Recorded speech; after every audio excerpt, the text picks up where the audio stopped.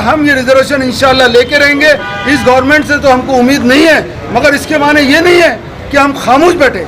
हम तो ये हमारी मांग रखेंगे इंशाल्लाह। 2019 के बाद जब हमारी गवर्नमेंट आएंगी, सेकुलर गवर्नमेंट आएंगी, इंशाल्लाह हम ये रिजर्वेशन। तो मराठा आरक्षण की आग अभी शांत भी नहीं हो पा रही है कि मुस्लिम समाज भी अब आरक्षण के लिए लामबंद होना शुरू हो गया है। विपक्षी दलों ने मुस्लिम आरक्षण की मांग कर राज्य सरकार को घेरना शुरू कर दिया है। टीवी के खबर के मुताबिक कांग्रेस का एक प्रतिनिधि मंडल राज्यपाल से मिला था और मराठा आरक्षण के साथ में मुस्लिमों को आरक्षण देने की बात कही थी। उस वक्त उसके नेता भी यही कह रहे थे, लेकिन अब सरकार में आते ही खामोश। कहीं ना कहीं मुसलमानों को लग रहा है कि हमारे साथ दोहम दर्जे का बर्ताव किया जा रहा है। एक तरफ जिस समाज को, जिस आरक्षण को हाई कोर्ट ने रोक लगाया, उसको आप देने की कार्रवाई करने का वादा करते हैं लेकिन देते नहीं हैं, और जिस आरक्षण को चालू रखने के लिए कोर्ट ने कहा उस आरक्षण को आपने रोक लगा दी है।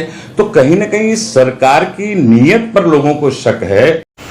बीजेपी सरकार के नीयत पर शक जताने वाले कांग्रेस और एनसीपी के नेता जब सत्ता में आए तो ये भूल गए कि वो मुस्लिम आरक्षण देने की बात कर रहे थे। अब ये सारे नेता खामोश क्यों है? ये सवाल MIM के सांसद इम्तियाज़ जलील उठा रहे। उस वक्त भी यही सवाल था और आज भी यही सवाल है। जो स्कूल नहीं जा पाते, जिनको जॉब नहीं मिल सकता, उनके लिए कहीं ना कहीं मेन स्ट्रीम के लिए बहुत अच्छा जरिया रहेगा। और वो 5% की बात जब हुई है तो हाईकोर्ट ने इसको तो एजुकेशन इंस्टीट्यूशन के लिए अप्रूव भी किया, यानी उसकी कॉन्स्टिट्यूशनैलिटी है। अब सरकार कांग्रेस साल पहले कांग्रेस एनसीपी ने समाजवादी पार्टी भी मुस्लिम आरक्षण की मांग कर रही थी, लेकिन अबू आसिम आज़मी को जिस तरह से बीजेपी भरोसा नहीं था, उसी तरह से कांग्रेस और एनसीपी भी भरोसा नहीं था। एक बहुत बड़ा मसला है 5% का। कांग्रेस की नीयत सही होती तो कांग्रेस एक जो है एक स्पेशल सिटिंग विधानसभा की बुलाती। कांग्रेस की सरकार थी, कांग्रेस सत्ता में थी और पास कर देती तो कम से कम कानून तो बन जाता, लेकिन कांग्रेस ने ये काम नहीं किया आज तक। लेकिन कांग्रेस ने अध्यादेश लाया था। नहीं, अध्यादेश कांग्रेस मैंने कहा ना, अध्यादेश कांग्रेस ने लाया। वो कहते हैं ना, चोर से बोलो चोरी करो, साहूकार से बोलो जागते रहो। कांग्रेस का कोई MLA क्यों नहीं रिजाइन कर देता कि मुसलमानों को रिझर्वेशन नाही मिला तो मैं रिजाइन कर रहा हूँ। सध्या मराठा आरक्षण, ओबीसी आरक्षण असा विषय समोर येत असताना मुस्लिम आरक्षणाचा पण विषय पेंडिंग पडलेला आहे। या संदर्भात तुम्ही काही मोर्चेबंदी करतायत का? कशा पद्धतीने पुढे जाणार? नहीं, हम सो कॉल्ड सेक्युलर पार्टीज के बड़े बड़े नेता, दिग्गज नेता, जिसके अंदर मैं शरद पवार साहब का नाम लूंगा, जिसके अंदर अशोक चौहान साहब का नाम लूंगा मैं, जिसके अंदर अजीत पवार साहब है, और खास तौर से इन पार्टियों के जो मुसलमान लीडर्स है, इन लोगों का नाम लेना इसलिए जरूरी है कि आप कहीं ना कहीं अपने समाज के प्रति अपना दायित्व निभाइए।